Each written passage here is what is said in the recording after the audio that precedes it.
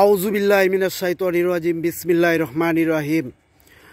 প্রিয় মোটরসাইকেল চালক ভাইয়েরা, আপনারা রাস্তায় যে এলোমেলো করে গাড়ি চালায় যে মানুষের ক্ষতি করেন, আপনারা যদি জানতেন মানুষটা যে যাকে ক্ষতি করছেন তার কি অবস্থা, তাহলে বুঝতেন। এই যে ব্যক্তি আছে, এই যে ভাই, দেখেন কি অবস্থা, দেখেন এই ব্যক্তিকে যে মোটরসাইকেল আপনি যে মাইরা দিলেন, এই ব্যক্তির কি অবস্থা একটু শুনেন। আসসালামু আলাইকুম ভাই। ওয়ালাইকুম সালাম। আপনার নামটা কি ভাইয়া? আমার নাম মোহাম্মদ কাশেম মিয়া। মোহাম্মদ কাশেম মিয়া। কি করতেন আপনি? আমি টাইলসের কাজ করতাম। টাইলসের কাজ করতেন? হ্যাঁ। তারপরে গতকালকে রাস্তায় ওই যে দিছিলাম, বাড়িতে টাকা পাঠাইতে গেছিলাম ফ্লেক্সির দোকানে। আচ্ছা। আসার সময় ওই রাস্তা পার হয়ে আসছিলাম। আচ্ছা। রং রোডে উল্টা দিক থেকে মোটরসাইকেল এসে আমার যে পায়েটায় লাগাই দিছে, পায়ে লাগাই দিছে। হ্যাঁ।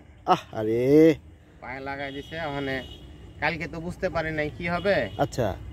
আজকে ডাক্তারের কাছে গেছি। আচ্ছা। পা গোড়ালির মানে যে হাড়টা একটু ফেটে গেছে, হাড্ডিটা ফাইটে গেছে। হ্যাঁ, হাড্ডিটা ফাইটে গেছে। 3 মাসের রেস্টে থাকতে হবে। আচ্ছা। আমার তো সংসার আছে, 3 জন বাচ্চা আছে।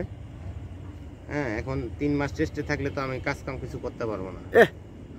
আপনি তো অনেক বেশি ক্ষতিগ্রস্ত হয়ে গেলেন। অনেক বেশি ক্ষতিগ্রস্ত। 3 মাসের চিকিৎসা খরচ যে কত যাবে আল্লাহ মাবুদ জানে। ইতিমধ্যে আমার 10,000 টাকার মতো খরচ হয়ে গেছে।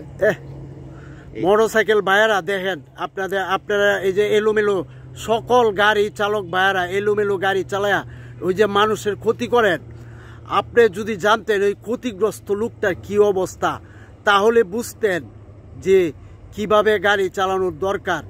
এই যে ব্যক্তি, উনি তো টাইলসের একজন মিস্ত্রি, ওনার তো হাজিরা প্রায় 1000 টাকা 1200 টাকা। এই হাজিরা মিস করে উনার 3 মাস ডাক্তারি রেস্ট দেওয়া হয়েছে।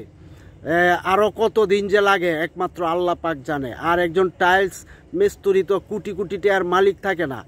এই যে বেচারার যে সামান্য আপনার একটু অবহেলার কারণে এই যে ক্ষতিটা করলেন, এই যে পাওটা ভাঙলেন, আবার 3 মাস রেস্ট, আবার তার তো প্রায় 1-2 লাখ টাকা অলরেডি ক্ষতিগ্রস্ত হয়ে যাবে। এরকম হয়ে গেছে।